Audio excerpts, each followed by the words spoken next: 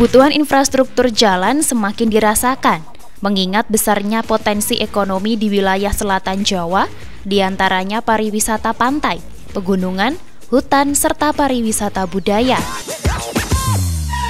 Sayangnya, potensi yang ada tersebut belum tergarap dengan baik karena infrastruktur yang ada masih sangat terbatas. Berbagai upaya dilakukan untuk mengatasi permasalahan tersebut. Salah satunya dengan diadakannya pembangunan jalur jalan lintas selatan atau JJLS. Sesuai dengan kesepakatan bersama 5 gubernur yang meliputi Banten, Jawa Barat, Jawa Tengah, Daerah Istimewa Yogyakarta, dan Jawa Timur, maka direncanakan pembangunan jalur jalan lintas selatan Pulau Jawa. JJLS merupakan jalur Trans Selatan Jawa yang melajur dari Jawa Barat hingga Jawa Timur dengan total panjang jalan 121,83 km.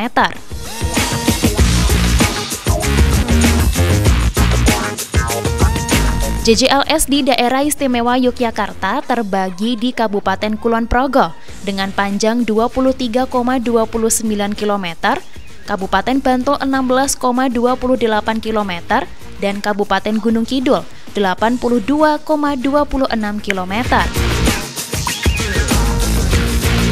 JJLS berfungsi sebagai akses utama yang melintasi dan menghubungkan dengan kawasan wisata di sepanjang pantai selatan, baik di Gunung Kidul, Bantul, hingga Kulon Progo.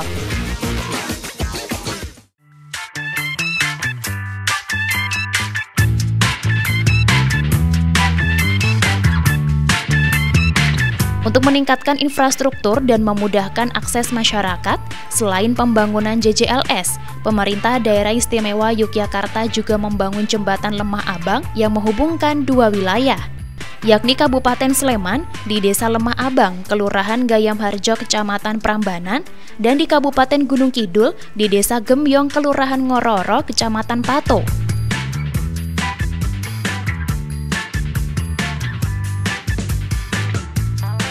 Bentang jembatan 90 meter dan lebar jembatan 9 meter, dilengkapi jalan ke Kabupaten Sleman sepanjang 1 km dan ke Kabupaten Gunung Kidul sepanjang 2 meter. Tujuan pembangunan jembatan Lemah Abang antara lain membuka akses perbatasan antara Kabupaten Sleman dengan Kabupaten Gunung Kidul. Kemudian mengembangkan jalur konektivitas antar kawasan strategi pariwisata nasional atau KSPN, yakni KSPN Prambanan, Kawasan Gunung Api Purba, KSPN Kars Gunung Kidul.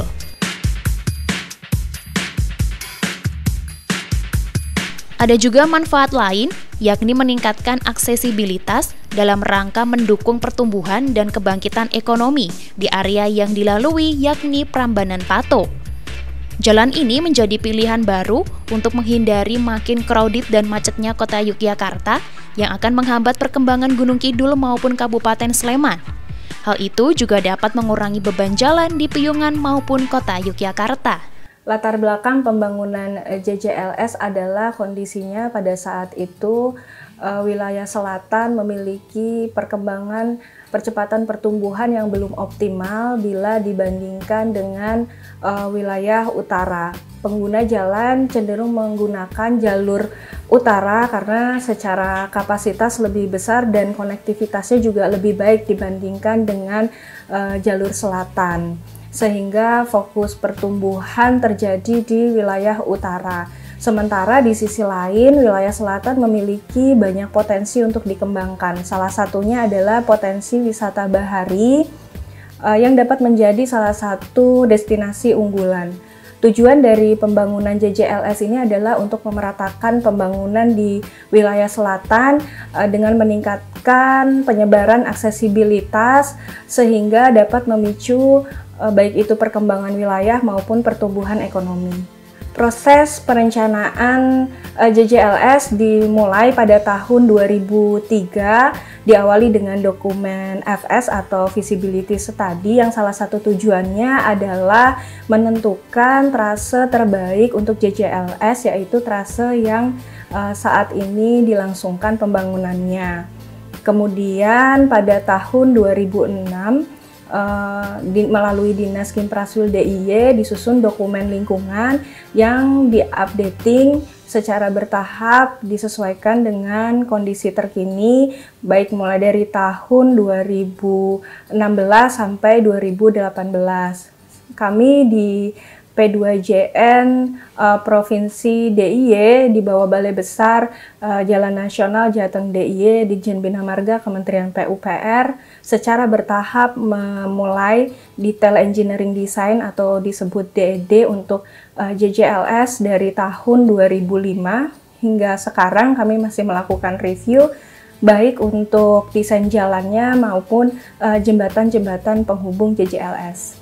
Jembatan Lemah Abang berlokasi di Desa Lemah Abang di Kabupaten Sleman. Jembatan ini dibangun dengan jenis konstruksi PCI girder sepanjang 100 meter dengan lebar 9 meter, dibangun oleh Dinas PU SDM Provinsi DIY pada tahun 2017 melalui Danais. Tujuan dari pembangunan jembatan Lemah Abang ini adalah untuk membuka akses perbatasan di Kabupaten Sleman dan Kabupaten Gunung Kidul. Selain itu juga untuk mengembangkan jalur konektivitas antar KSPN, yaitu kawasan strategis pariwisata nasional yang berada di Kabupaten Sleman seperti kawasan Prambanan, kemudian kawasan Gunung Api Purba, sampai kawasan Kars di Kabupaten Gunung Kidul.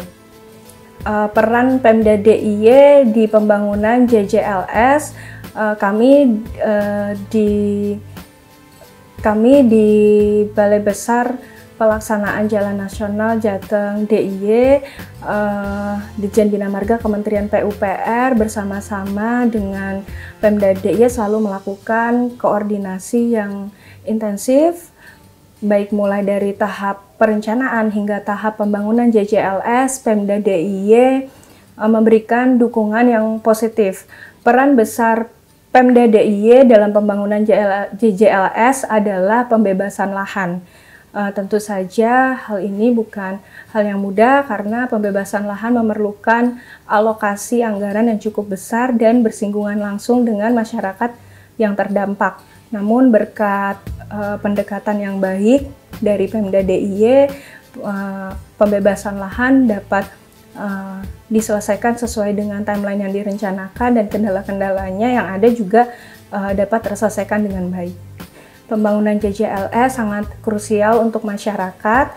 Tujuan dari pembangunan JJLS adalah untuk memeratakan pembangunan di wilayah selatan.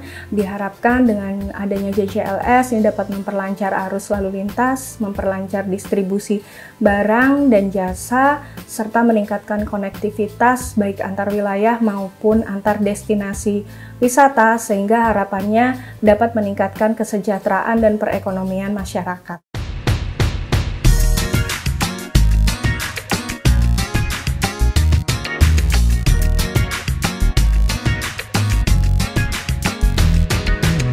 Kabupaten Gunung Kidul merupakan wilayah dari Provinsi Daerah Istimewa Yogyakarta yang memiliki luasan 1.485,36 km persegi. Sekitar 46,63% dari luas wilayah Provinsi Daerah Istimewa Yogyakarta berada di Kabupaten Gunung Kidul dengan ibu kota Wonosari. Kabupaten Gunung Kidul yang terletak di sebelah tenggara kota Yogyakarta dengan jarak kurang lebih 39 km. Wilayah Kabupaten Gunung Kidul dibagi menjadi 18 kecamatan dan 144 desa. Pembangunan JJLS Gunung Kidul sepanjang 76,34 km meliputi ruas Girijati, Legundi, Pelanjan, Tepus, Jero Udel, dan Duet.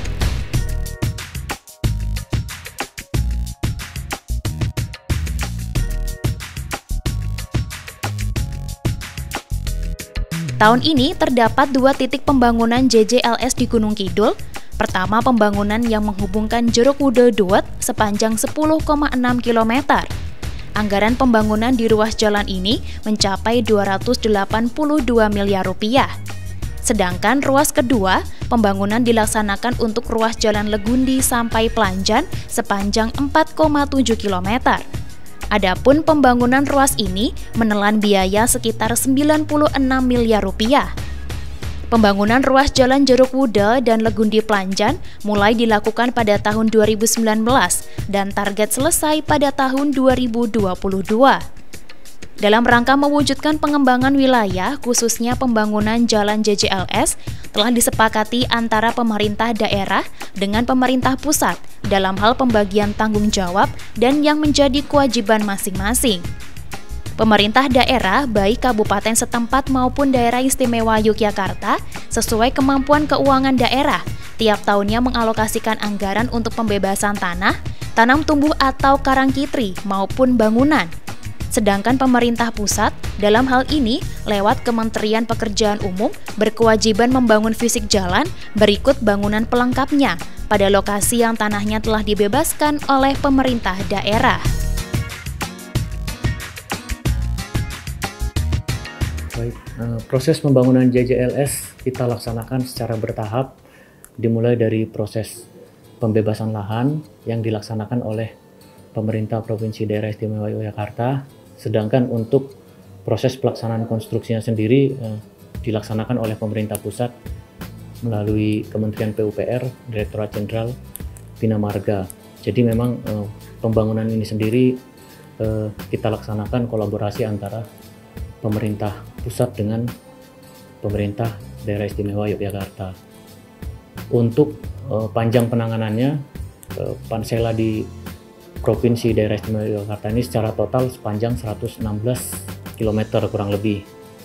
Dan kita laksanakan secara bertahap mulai dari tahun 2017 dan diperkirakan sampai dengan tahun 2024.